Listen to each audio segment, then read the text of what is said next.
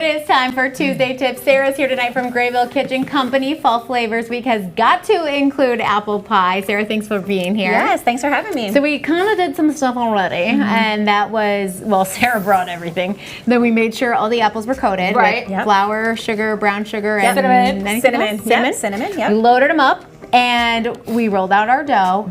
So I started my lattice a little bit. Taminique is kind of going to start the lattice from the beginning. Yes. Obviously, Sarah made her pie crust from scratch, which would be amazing, but not all people can do that because some people aren't good at it. That's okay. You could buy it and then still do this part, absolutely, like on your own, and impress your friends and family. Absolutely. Okay, so talk Taminique through her steps over here, and I'm actually going to see if I can do this. You're doing great. Okay. So we have her dough square rolled out already, and now we're just going to use a pastry cutter to cut our strips like Michelle has done over here. So you can either start at the bottom or start at the top, wherever you like, and just make sure you're pressing down firmly so that it cuts all the way through your dough. And this just helps to make sure our strips are even. Yeah, that's way better than doing it freehand. Yeah, I mean you could with a ruler. Oh, mine's that's okay. A little crazy. That's okay. We can make go it up a little bit. Sarah says dough is forgiving. Yes, dough is very forgiving. So put this back in here. You could, or you could just kind of eyeball it and start a fresh line. There you go. Perfect. You ever made pie crust, but like use sugar cookie dough? I have actually. Is it delicious, or does it not work? It works okay. You have to make your dough a little bit more flour than you would. I was gonna say flourier. Yeah, I actually just took out of the oven before I came here. I used. You're good. You're good. I used Snickerdoodle cookie dough, and that is an easy one to do for a pie crust too. I don't know how I passed kindergarten. It's okay. Let's do one more little pass on the other side. What, teach you how to lattice the pie? Yeah, whoops, I broke my strip, so don't That's okay. I'm gonna fix it. I got time. I got room over there. And we said, yep, pie dough is very forgiving. Perfect. Okay, so now we've got that done and out of the way. I've been moving on over here and latticing. Yep, so now just take your strips.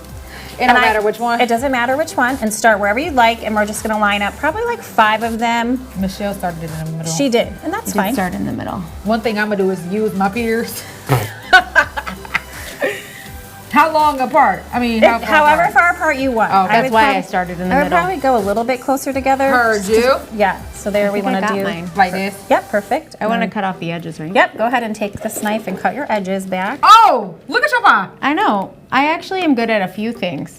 Look at your pie. But Sarah needs to make the dough. Honestly, I'm not good at making pie crust. I've done it like once or twice, and it was not good. But one time I made individual little mini apple pies.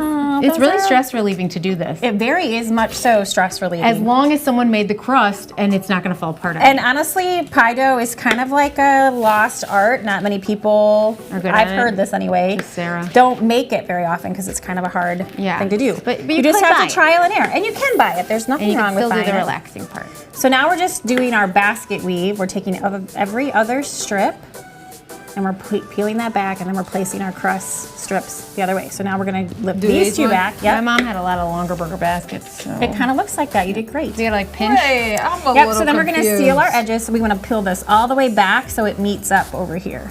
So then we're going to lay our next strip there. And then I want to brush, before we go, we're using milk instead of an egg wash, which I think is so cool. We're using milk. And I'm just going to brush the crust, right? Yep, so just, you can be very generous with that. Brush the crust and then just regular sugar on top. And then we're just using some granulated sugar. You could use coarse sugar if you like it a little more And how visible. Long do you bake your pies for? Yeah, so we're going to bake these for probably close to an hour, hour 15. Oh, yours look nice. Fun. Because we want to make sure those apples are cooked all the way through. A lot of apples we do not want crunchy apples, and we tend to fill our pies pretty full, which you want to do because your apples are going to cook down.